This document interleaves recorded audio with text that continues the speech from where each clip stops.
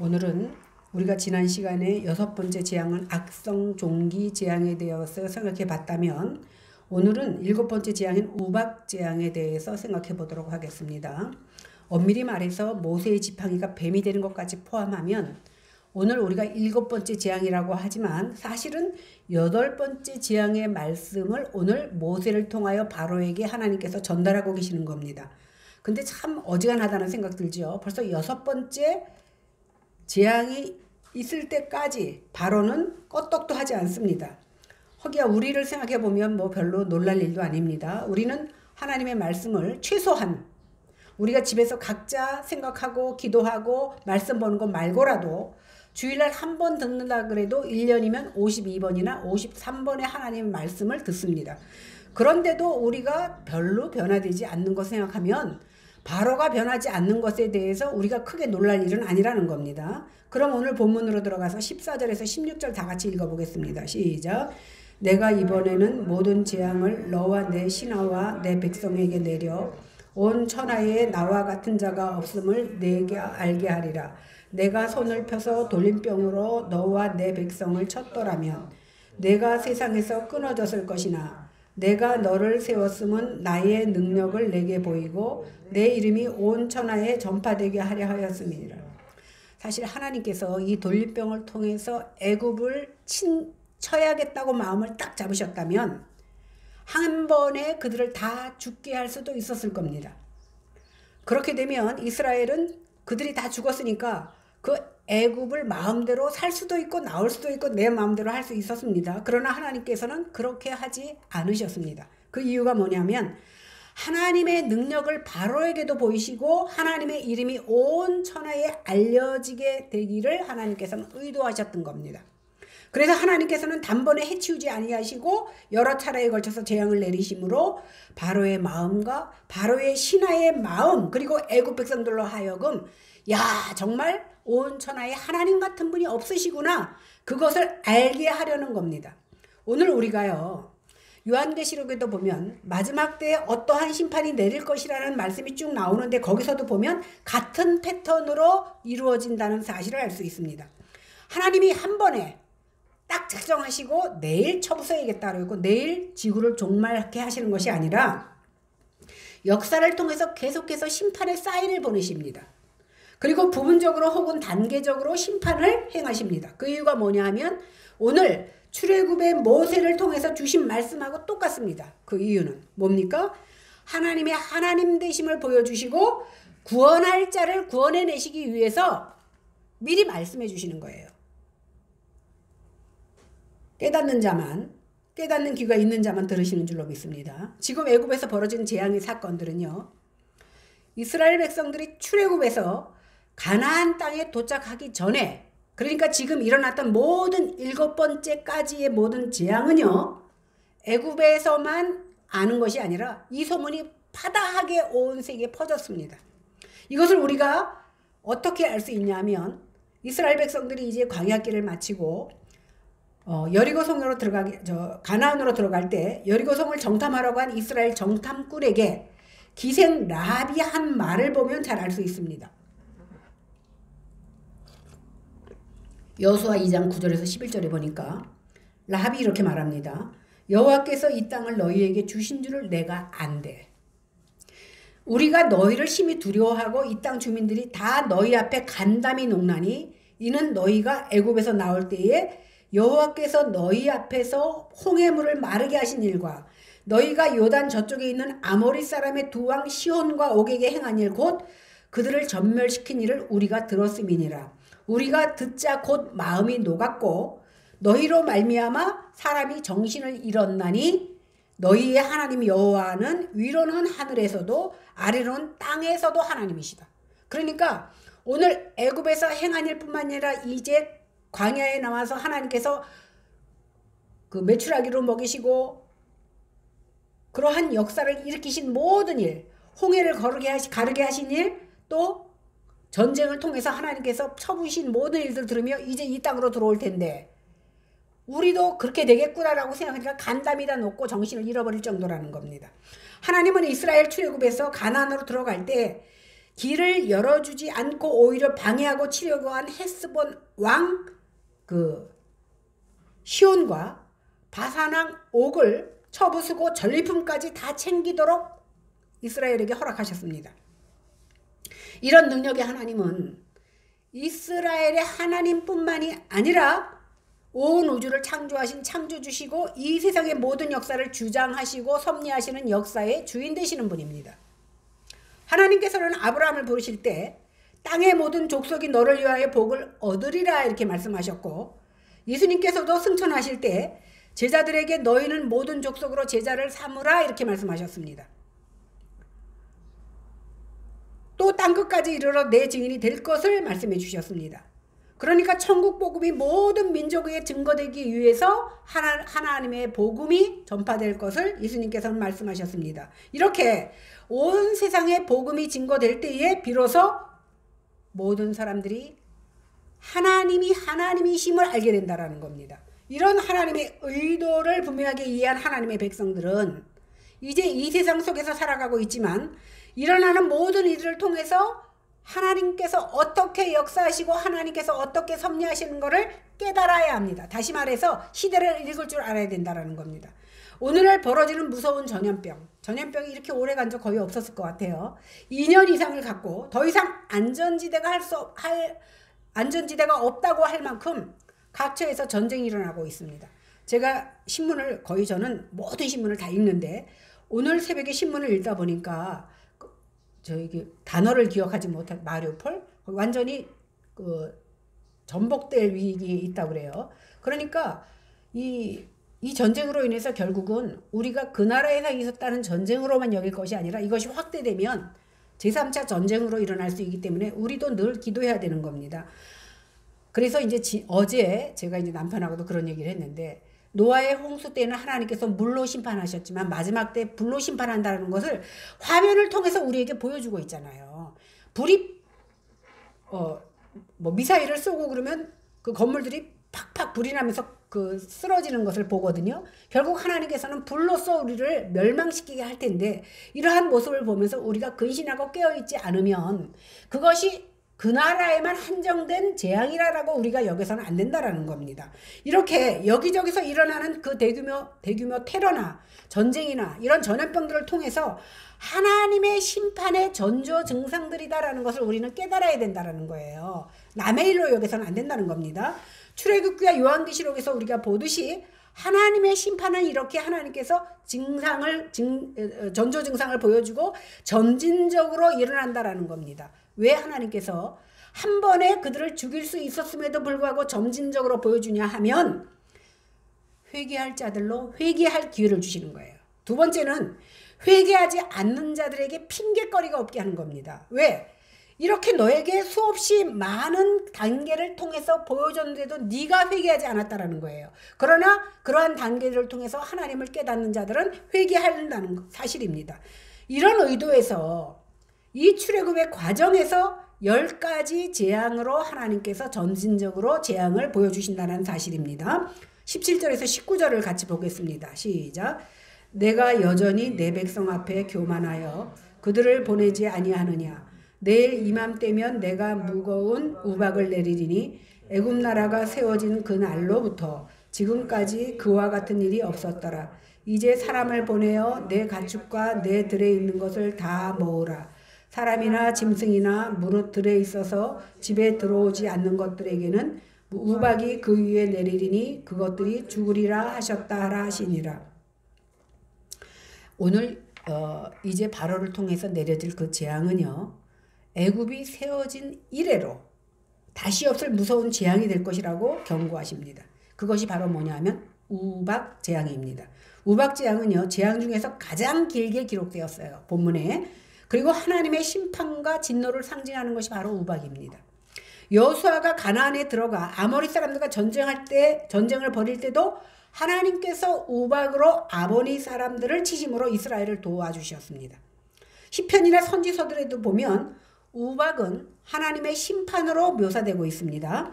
이 우박은요, 그냥 우리가 생각하는, 우리도 가끔 우박 떨어지잖아요. 그러면 가끔 아주 큰 덩어리의 우박이 떨어져서 차의 유리를 깼다라는 우리가 뉴스를 접할 때도 있는데 그 정도의 우박이 아닙니다. 이 우박은요, 불덩이와 함께 섞여서 떨어졌으며 거대한 우레소리를 내면서 함께 떨어졌습니다.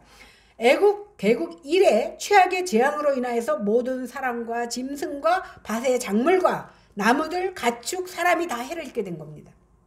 이쯤 되니까 애굽의 정치, 사회, 경제가 다 마비될 정도라는 것은 우리가 짐작할 수가 있습니다. 그런데 이번에는요, 피할 수 있는 조건을 주십니다. 그게 뭡니까?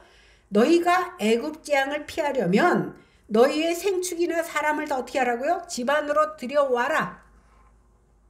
밖에 있는 것은 죽겠지만 안으로 들어온 것은 재앙을 면할 것이라고 미리 말씀해 주셨습니다. 여기서 하나님의 말씀을 두려워해서 순종하는 사람은 구원을 얻습니다. 그러나 하나님의 말씀을 순종하지 않는 사람들은 말씀대로 심판을 받을 수밖에 없습니다. 이렇게 애굽의 백성들 중에 일부가 노예의 나라 신인 하나님의 말씀이 두려워서 자기의 종들과 짐승들을 들판에 그냥 버려두지 않고 다 들어오라 그래서 문을 걸어 잠그고 있었습니다. 그러니까 7번째 재앙에서는 애굽 백성들도 하나님께서 제시하는 그 조건을 순종한 사람은 어떻게 됐어요?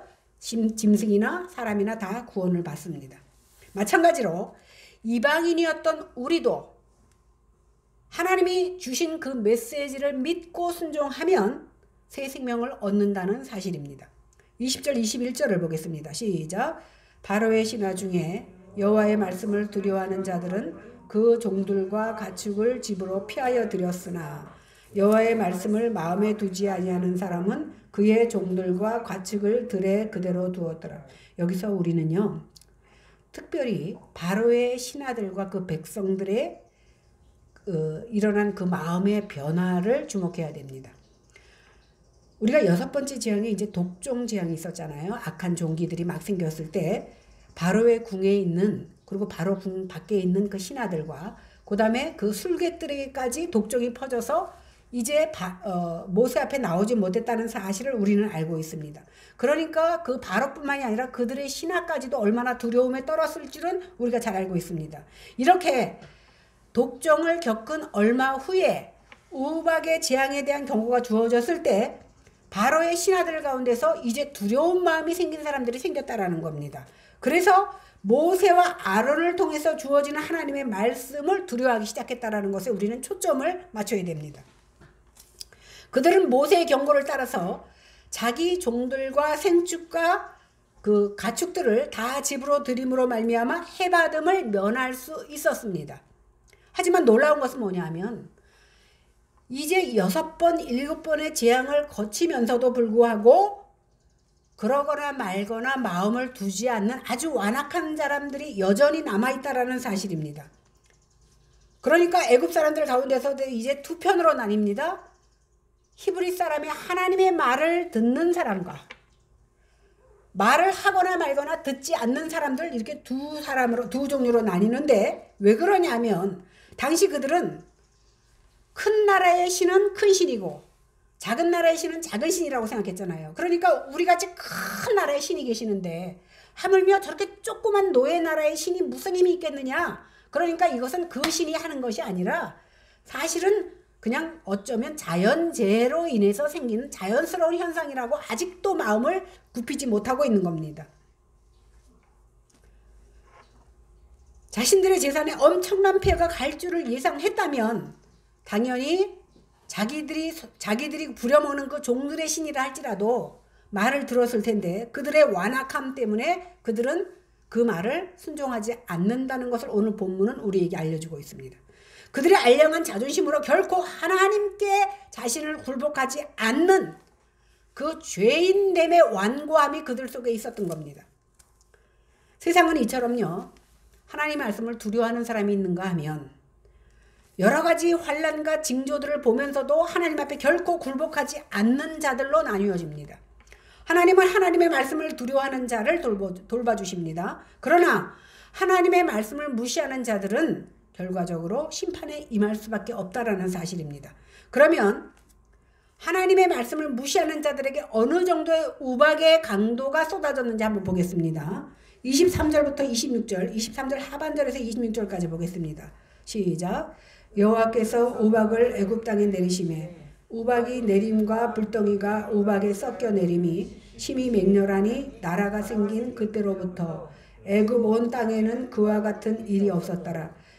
우박이 애굽 온 땅에서 사람과 짐승을 막론하고 밭에 있는 모든 것을 쳤으며 우박이 또 밭의 모든 채소를 치고 들의 모든 나무를 꺾었으되 이스라엘 자손들이 있는 그곳 고센 땅에는 우박이 없었더라. 모세가 하나님의 말씀에 순종해서 손을 들자마자 어떻게 됩니까? 애굽 전역에 우박이 애굽 땅의 사람과 짐승과 밭에 뿌려집니다. 우박만 쏟아진 것이 아니라 우레소리와 함께 불과 함께 내렸습니다. 개국 이래 이렇게 맹렬한 우박과 공포스러운 우레소리를 들어본 적이 없습니다. 거기다 불덩이도 뚝뚝 떨어집니다.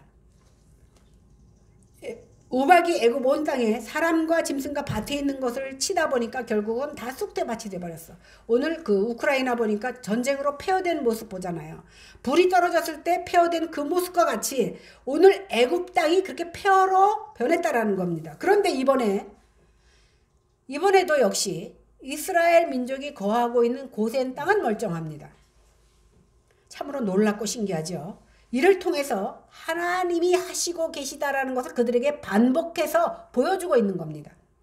우박제연과 더불어서 우레소리를 함께 발하셨다라고 말씀했는데 우레소리가 히브리어는 콜입니다. 이 콜은 뭐냐면 하나님의 소리라고 이렇게 번역할 수가 있습니다. 그러니까 하나님의 음성이 우레소리로 나타났다라는 겁니다.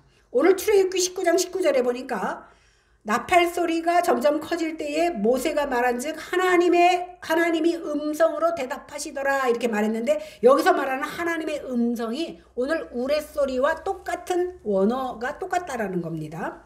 그러니까 이 우레소리가 뭐예요? 천둥소리거든요. 사실 애들도 집에 있다가 천둥소리 나면 무서워서 이불 속으로 들어가잖아요. 그만큼 집안에 있음에도 불구하고 무서움을 느끼는 것이 우레소리입니다. 그렇게 크고 두려운 음성이 바로 우레소리로 들렸던 겁니다. 이러한 하나님의 말씀을 누가 전하고 있습니까? 종의 나라 모세와 아론이 전하고 있습니다. 그러면 누구에게 전합니까? 바로 태양의 아들로 신이라고 추앙받는 그 대제국의 바로가 듣고 있습니다. 그런데 바로는 어떻게 하고 있냐면 황금 집행이를 짓고 있습니다. 이 호를 가지고 한번 명령만 하면 수십만의 군대를 가지고 막강한 힘을 자랑할 수 있는 그런 지팡이입니다. 그런데 오늘 모세와 아론이 들고 있는 지팡이는 양할 때 그냥 뭐 아무 흔적도 없는 그런 지팡이를 가지고 있습니다. 그리고 히브리 노예들이 믿는 하나님의 말씀을 전한다고 하니까 그냥 사람의 눈으로 볼 때는 그 꼴이 아닙니다. 얼마나 우습게 보이겠습니까? 그러니 아무리 봐도 꼴 같지가 않으니까 하나님의 말씀도 우습게 여기는 겁니다. 이런 그들에 대해서 곧 하나님의 말씀을 무시한 자들에 대해서 하나님께서 심판하시는데 무엇으로 심판하십니까? 우박과 더불어 하나님의 음성인 우레소리 곧 천둥으로 불로써 심판하는 겁니다. 그러나 그 가운데서 하나님의 말씀을 두려워하는 자들이 이제 나타나기 시작했다 그랬어요. 그래서 그들이 하나님 말씀을 들으면 하나님의 긍휼로 구원을 얻었다라는 사실입니다. 이렇게 세상은 우리가 사는 지금 이 세상도 둘로 나뉘어져 있습니다. 그래서 성경은 천국이냐 지옥이냐 양이냐 염소냐 의로운 자냐 불의한 자냐 오늘 출애굽기로 말하면 하나님의 말씀에 듣는 자냐 듣지 않는 자냐 이렇게 둘로 나타납니다. 요한복음 12장 28절로 31절에 보니까 아버지여 아버지의 이름을 영광스럽게 하옵소서 하시니 이에 하늘에서 소리가 나서 이르되 내가 이미 영광스럽게 하였고 또다시 영광스럽게 하리라 하시니 곁에 서서 들은 무리는 천둥이 울었다고도 하며 어떤 이들은 천사가 말했다라고도 말합니다. 예수께서 대답하여 이르시되 이 소리가 난 것은 나를 위한 것이 아니요 너희를 위한 것이니 이제 이 세상에 대한 심판이 이르렀으니 이 세상의 임금이 쫓겨나리라 이렇게 말씀하십니다. 예수님께서 십자가를 지셔야 된다라는 내용으로 기도를 하실 때 하늘에서 응답이 내려오는데 그것을 들은 사람이 어떻게 들었다고요? 어떤 사람은 천둥 소리로 듣고 어떤 사람은 천사의 음성으로 들린 겁니다. 이 음성이 뭐예요? 하나님의 심판을 예고한다라는 겁니다. 우레소리는. 그러므로 출애굽의 우레소리나 요한복음에서 나타나는 천둥소리나 결국 하나님의 음성이고 하나님의 음성이 심판을 예고하고 있다라는 사실입니다. 그러니까 하나님의 말씀을 두려워하여 순종한 자는 심판에서 벗어날 수 있지만 하나님의 말씀을 무시하고 완악한 마음을 그대로 가지고 있는 사람은 심판을 당하고야 만다라는 사실입니다. 그런데요, 구약에만 이런 심판이 있는 게 아닙니다. 하나님의 말씀에 순종치 아니한 자들에게 하나님께서는 최후의 심판을 예고하셨는데 그것을 어디입니까? 요한계시록입니다. 요한계시록 16장 17절에서 21절에 보니까 일곱째 천사가 그 대접을, 지난번에 우리가 첫째 대접, 네 번째 대접 말씀드렸잖아요. 요번에 일곱째 대접을 공중에서 쏟으니까 큰 음성이 성전에서 보좌로부터 나서 이르되 되었다 하시니 번개와 음성들과 우레소리가 있고 큰 지진이 있어 얼마나 큰지 사람이 땅에 있어 온 이래로 이같이 큰 지진이 없었더라. 큰 성이 세 갈래로 갈라지고 만국의 성도들도 무너지니 큰 성 바벨론이 하나님 앞에 기억하신 바 되어 그의 맹렬한 진노의 포도주잔을 받음에 각 섬도 없어지고 산악도 간데 없더라. 또 무게가 한 달란트나 되는 큰 우박이 하늘로부터 사람들에게 내리매 사람들이 그 우박의 재앙 때문에 하나님을 비방하니 그 재앙이 심히 큽니더라. 오늘 출애굽기의 우박 재앙과 다를 바가 없습니다. 그런데 여기서 특이한 것은 뭐냐면 우박의 무게를 알려주고 있어요. 우박의 무게가 한 달란트다 이렇게 기록하고 있습니다. 한 달란트는 약 100근 정도 되거든요. 100근이면 한 60kg, 제가 59, 60 이렇게 왔다 갔다 하니까 저만한 우박이 떨어진다고 생각해 보세요. 멀쩡할 사람이 어디 있겠습니까? 피하기가 쉽지 않은 겁니다. 요만한 우박이 떨어져야 피하지. 저만한 우박이 뚝 떨어지는데, 물론 저 같지는 않겠죠. 무게가 이제 60kg일 뿐이지. 그런 우박이 떨어지니까 어떻게 이 재앙을 피할 수 있겠느냐는 겁니다. 불가항력적인 거예요. 전쟁이라서 미사일이 막 쏟아지는데 아무리 내가 잽싸다 그래도 그 미사일을 피할 수 없는 것과 똑같은 겁니다. 이렇게 하나님께서는 재앙을 내리시는 그 재앙을 피할 수 있는 인간이 없다라는 겁니다. 그래서 사람들이 우박 재앙으로 인해서 하나님 앞에 엎드렸다는 게 아니라 오늘 뭐라고 되어 있어요? 오히려 하나님을 비방하고 있다는 겁니다. 왜 우리에게 이런 고난을 주시냐? 27절 28절입니다. 시작. 바로가 사람을 보내어 모세와 아론을 불러 그들에게 이르되 이번은 내가 범죄하였노라. 여호와는 의로우시고 나와 나의 백성은 악하도다. 여호와께 구하여 이 우레소리와 우박을 그만 그치게 하라. 내가 너희를 보내리니 너희가 다시는 머물지 아니하니라.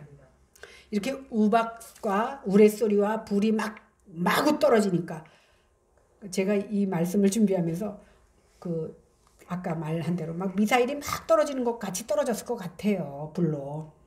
이렇게 무시무시한 심판 때문에 결국은 바로가 항복합니다. 자신이 잘못되었고 하나님이 옳다고 하면서 우박을 그치게 해주면 너희를 보내주겠다고 또 약속을 합니다. 드디어 바로는 내가 범죄하였고 우리 백성들이 악하다라고 고백합니다. 그렇게 인정하고 하나님의 의로움을 인정했는데 이스라엘 백성을 보내겠다고 약속까지 했습니다. 그 다음 볼까요? 29절에서 32절 보겠습니다. 시작. 모세가 그에게 이르되 내가 성에서 나가서 곧 내 손을 여호와를 향하여 펴리니 그리하면 우레소리가 그치고 우박이 다시 있지 아니할지라. 사람이 여호와께 속한 줄을 왕이 알리이다. 그러나 왕과 왕의 신하들이 여호와 하나님을 아직도 두려워하지 아니할 줄을 내가 아나이다. 그때에 보리는 이삭이 나왔고 삼은 꽃이 피었으므로 삼과 보리가 상하였으나 그러나 밀과 쌀보리는 자라지 아니한 고로 상하지 아니하였더라. 이렇게 자기의 죄와 하나님의 의로우심을 인정하는 바로 앞에서 모세는 뭐라 하냐면 내가 기도하면 우박은 그칠 것이다. 그러나 세상이 여호와께 속겠다는 사실을 너희가 알게 될 것이고 왕과 왕의 신하들은 아직도 하나님을 두려워하지 않는 줄을 내가 안다. 그러니까 안 속는다는 거예요. 이제 모세가 8번의 재앙을 통해서 7번 그 다음에 이제 피해 재앙을 통해서 느낀 게 뭐냐면 바로가 또 거짓말을 하고 있다는 것을 이미 꿰뚫어 알고 있다는 사실입니다. 모세는 그의 거짓 회개를 믿지 않은 겁니다. 정말로 그는 회개하지 않았어요. 그 다음 볼까요? 바로의 첫 번째 반응이 사실 그 바로가 첫 번째 거절했을 때 모세는 굉장히 힘들어 했잖아요. 자기가 무력함을 느꼈습니다. 그러나 이제 거듭되는 재앙들 속에서 하나님의 종으로 쓰임받으면서 모세가 모세되어진 거예요. 다시 말해서 우리에게 연단이 얼마나 반갑지 않은 손님입니까? 그러나 하나님께서 허락하시는 그 연단이 거쳐가면서 우리는 단단해지고 하나님의 사람이 되어간다는 사실입니다. 이렇게 거듭되는 재앙들 속에서 하나님의 종으로 쓰임받는 동안에 드디어 하나님께서 일하시는 방식에 대해서 모세는 깨달은 겁니다. 그 깨달음을 통해서 어떻게 돼요? 모세가 모세되어지고 신앙이 성장되어진다는 사실입니다. 우리는요, 살아가면서 우리의 조급함이라는 불신앙과 싸워야 됩니다. 우리의 시간표와 하나님의 시간표는 다릅니다. 그러다 보니까 늘 불안하고 초조해. 왜? 우리가 하나님 나 이거 필요합니다 기도하면 째깍 주시면 좋겠는데 하나님이 살아계신지 내 기도를 들으셨는지 안 들으셨는지 알지도 못할 정도로 하나님은 잠잠하십니다. 그러니까 우리는 불안하고 초조해집니다. 그러나 신앙이 자라가면서 점점 깨닫게 되는 것은 뭐냐면 하나님의 시간표와 내 시간표가 다르다는 거예요. 때가 이르러야 하나님께서는 허락하신다는 사실입니다. 이 사실을 알게 되면 우리에게서 불안함과 초조함은 없어집니다. 그리고 오히려 편안해져. 왜? 나는 기도했어. 믿고 기도하면 하나님께서 주실 줄로 믿고 그 때를 기다리게 되니까 오히려 편안함을 느끼게 되는 겁니다. 사실요, 기도도 속전속결로 하나님께서 응답하시면 그것보다 좋은 게 어디 있겠습니까? 그런데 만약에 속전속결이라고 쳐보십시오. 기도만 속전속결이면 좋겠습니까? 내가 잘못했을 때 하나님께서 속전속결로 우리를 심판하신다면 우리가 어떻게 이 자리에 있을 수 있겠느냐는 겁니다. 그러니까 우리에게도 기회가 없겠지만 하나님의 시간표대로 우리를 인도하시기 때문에 우리가 이 자리에 있는 줄로 믿습니다. 하나님께서는 이렇게 당신의 시간표대로 움직이십니다. 하나님의 손에 붙들려 쓰임을 받는 모든 하나님의 종들은 이것을 먼저 배우도록 해야 되는 겁니다. 이것을 배우지 못하면 우리는 여전히 아직도 영적인 어린아이처럼 그 수준에 머물러 살 수밖에 없는 겁니다. 그러면은 바로의 회개가 거짓된 것을 어떻게 알 수 있는가 보겠습니다. 우리가 요 전에 읽었던 그 27절에 보니까 이번은 내가 범죄하였대. 바로가 이번은 내가 범죄하였노라는 말씀이 있습니다. 그러니까 단지 우박 재앙으로 인해서 그 재앙을 막아보려는 계산으로 말하고 있다는 사실을 우리가 알 수 있습니다. 참된 회개는요, 심판이나 두려움, 내가 지금 당하는 고통이나 면해보자고 하는 것 아닙니다. 나를 너무나 사랑하신 하나님 앞에 내 죄악성을 고백하면서 하나님 앞에 나아가는 것이 바로 진정한 회개입니다. 참된 회개는요, 하나님과 진정한 관계를 맺기를 원하는 태도로 나아가야 되는 겁니다. 회개는요, 거래하거나 흥정해서 되는 것이 아니라는 거예요. 참된 회개는 어떠한 대단한 사건을 고백하는 것이 아니라 내가 저지른 모든 죄악을 하나님께 고백하는 겁니다. 사실 성 어거스틴은요, 날마다 하나님 앞에 범죄함으로 살다가 하나님을 만났을 때 그는 어떤 것까지 회개했냐면 생각나는 거 다 회개하다 보니까 어려서 자기가 의식도 잘 없을 때에 엄마의 젖꼭지를 이빨이 날 때 가려워서 물은 것까지도 회개했다라는 것을 우리는 그의 기록을 통해서 알 수 있습니다. 이렇게 하나님께서 내가 큰 것만 기억해서 하나님 앞에 고백하는 게 아니라 내가 무의식 중에 저지른 죄까지도 적은 죄까지도 기억나는 것을 하나님 앞에 고백하는 것이 바로 회개입니다. 그래서 바로의 회개는요, 죄악된 행위로부터 돌아서는 그 열매가 있어야 되는데 그 열매가 없었다라는 사실입니다. 그래서 거짓 회개입니다. 참된 회개에는 반드시 열매가 따릅니다. 열매 그러니까 보여지는 것만 얘기하는 것이 아닙니다. 내가 죄악된 길로 갔지만 그 길로 돌이켜서 하나님 앞으로 가는 것, 그것이 바로 회개입니다. 이렇게 회개하고 뉘우쳤다면 과거의 잘못을 고치는 겁니다.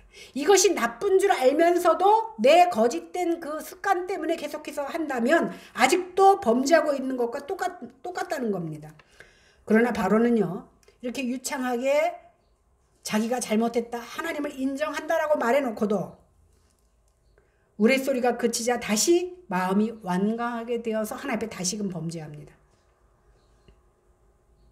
그렇게 할 수 있었던 근거를 성경은 아주 예리하게 설명합니다. 뭐라고 돼 있냐면, 비록 삼과 보리는 상했지만 아직 밀과 쌀보리는 자라지 않았기 때문이다. 이 말은 뭐예요? 삼과 보리는 뭐 포기했지만 밀과 쌀보리는 앞으로 자랄 거니까 우리가 죽지는 않을 것이다 라는 기대를 가지고 계산하고 있다라는 겁니다. 우리는 이런 바로의 모습에서 그가 결코 진정한 회개를 하지 않았다라는 사실을 명확하게 알 수 있는 겁니다. 33절에서 35절 보겠습니다. 시작. 모세가 바로를 떠나 성에서 나가 여호와를 향하여 손을 펴매 우레소리와 우박이 그치고 비가 땅에 내리지 아니하니라. 바로가 비와 우박과 우레소리가 그친 것을 보고 다시 범죄하여 마음을 완악하게 하니 그와 그의 신하가 꼭 같더라. 바로의 마음이 완악하여 이스라엘 백성을 내보내지 아니하였으니 여호와께서 모세에게 말씀하신가 같더라. 그러니까 아직 바로는 하나님의 시간표 안에 들어오지 못한 거예요. 그죠? 옛날 같으면 모세가 힘이 쪽 빠져서 이거 뭐 하는 짓이야 내가 여기까지 와서 이러고 원망했겠지만 모세는 하나님이 어떻게 일하시는 것을 이제 깨달아가고 있습니다. 그래서 우리가 뒤에 보겠지만 홍해 앞에 섰을 때 그가 담대하게 외칠 수 있었던 것은 이러한 재앙을 반복해서 겪으면서 하나님이 어떻게 일하시는가, 그의 믿음을 세워져 갔음 때문에 그는 변화된 겁니다. 오늘 우박재앙을 통해서 비록 일부지만 바로궁의 그 신하들이 전향적인 자세를 보여서 하나님 말씀을 두려워하기 시작했다라는 것을 우리는 전절에서 보았습니다. 그런데 결국 그들의 마음이 완강해져서 왕이 돌이키니까 그들도 돌아섭니다. 그래도 되는 줄 알고. 오늘 이것을 통해서 우리는 무엇을 알 수 있냐면요. 제가 이렇게 코로나를 통해서 사실 우리 어떤 집사님도 그렇고 우리 청년도 그렇고 코로나 기간 동안 못 나온다고 안 나오다 보니까, 그죠? 근데 한효동 형제 계속 이제 이렇게 PPT는 해주고 있는데, 그러면요, 교회 나오기가 힘들어져요. 사탄은 요만큼의 틈을 줬을 때 그 틈을 이용해서 그 틈을 벌려놓습니다. 그래서 하나님과의 간격을 넓혀놔서 하나님을 생각나지 않게, 맨 처음에 안 나갔을 때는 괴롭죠. 자꾸 안 나가보세요. 그것이 습관이 되면 안 나가는 것이 정상이 되는 겁니다. 이것이 바로 사탄이 우리에게 주는 마음입니다. 이와 마찬가지로 한순간에 어떠한 깨달음이 있고 두려움이 느껴져서 교회에 나올 수도 있고 기도를 시작할 수도 있지만, 진정한 회개 없이 믿음 없이 종교 생활을 이어나가는 사람은요, 어떠한 순간 어떠한 일이 닥치면 순식간에 하나님을 멀리할 수 있다는 사실입니다. 그렇다면 그는 여전히 하나님 앞에 버리운 자와 같다라는 사실입니다. 바로의 신하들이 마음이 열렸습니다. 그런데 바로가 마음을 돌이키자, 신 같은 바로가 마음을 돌이키자, 그래도 되는구나 라고 생각하고 그들도 원래의 마음으로 돌이켜버렸습니다. 이것이 바로 하나님을 대적하는 행위인 겁니다. 오늘날 세계가 돌아가는 모습을 보면 정말 답답할 수밖에 없습니다. 전염병은 그치지 않고 전쟁은 계속되어지고, 이 시대를 통해서 점진적으로 보여주시는 하나님의 일하심을 우리는 발견할 수 있어야 됩니다. 이제 마지막 때가 다 되어간다는 사실을, 마지막 때가 되면 각처에 지진과 기근이 있고 온역이 번지며 전쟁과 전쟁이 나라와 나라를 칠 것을 오늘 마태복음 25장에서는 말씀하고 있습니다. 그래서 우리는 이 시대를 분별할 수 있어야 됩니다. 이제 하나님께서 개인적인 종말뿐만 아니라 이 지구상의 종말을 향하여 우리를 데리고 갈 때에 우리는 깨어서 근신하면서 기름을 준비하는 다섯 처녀가 되어야 된다는 겁니다. 이것은 우크라이나의 일이구나 이렇게 생각할 것이 아니라 우크라이나를 통해서 보여주시는 하나님의 그 진노하심이 우리를 깨닫게 해야 된다는 사실입니다. 그래서 지금 지금도 쉬지 않고 일하시는 하나님의 열정에 참여해서 내 삶을 드리고 있는지를 우리는 돌아봐야 됩니다. 그리고 물어야 됩니다. 하나님의 시간표가 내 시간표가 다르다는 사실을 깨닫고 주님의 일하심에 우리도 함께 참여할 줄 아는 성도가 되어야 된다는 사실입니다. 이 부활절 아침에 이스라엘에게 구원을 베푸신 하나님께서 나를 위해서 생명 주심을 감사하며 정말 하나님께서 오늘 주신 그 말씀이 나에게 주신 말씀으로 알고 두려워하며 순종하면서 부활의 아침을 맞이하는 저와 여러분들 되시기를 주님의 이름으로 간절히 축원합니다. 기도하겠습니다. 오늘 출애굽기 7번째 재앙을 통하여서 하나님께서 보여주시고자 하는 것을 우리는 볼 수 있는 눈이 있게 하여 주시기를 원합니다.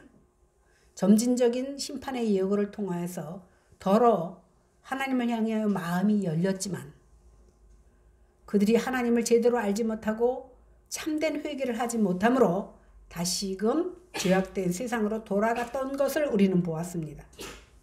이 시대도 똑같이 하나님께서 재앙을 허락하셨습니다. 전쟁으로, 전염병으로.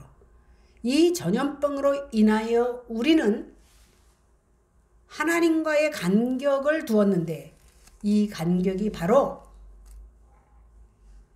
하나님께서 우리를 재보시는 잣대가 된다라는 귀한 사실을 깨달아 이럴 때일수록 더욱더 하나님을 사랑하고 하나님 앞에 나올 수 있는 믿음이 있어지기를 원합니다. 그래서 신앙은 결단입니다. 결단하지 않고서는 결코 하나님을 기쁘게 할 수 없다라는 사실을 깨달아 이 한 시간도 하나님이 아니면 안 됩니다. 그리고 하나님이면 족합니다라는 신앙의 고백이 우리에게 있어지게 하여 주시어서 이 부활절 아침에 하나님께서 나를 위하여 피 흘려 주신 그 은혜를 생각하며 감사하는 저희들 다 되게 하여 주시옵소서. 감사드리며 예수님 이름으로 기도했습니다. 찬송가 220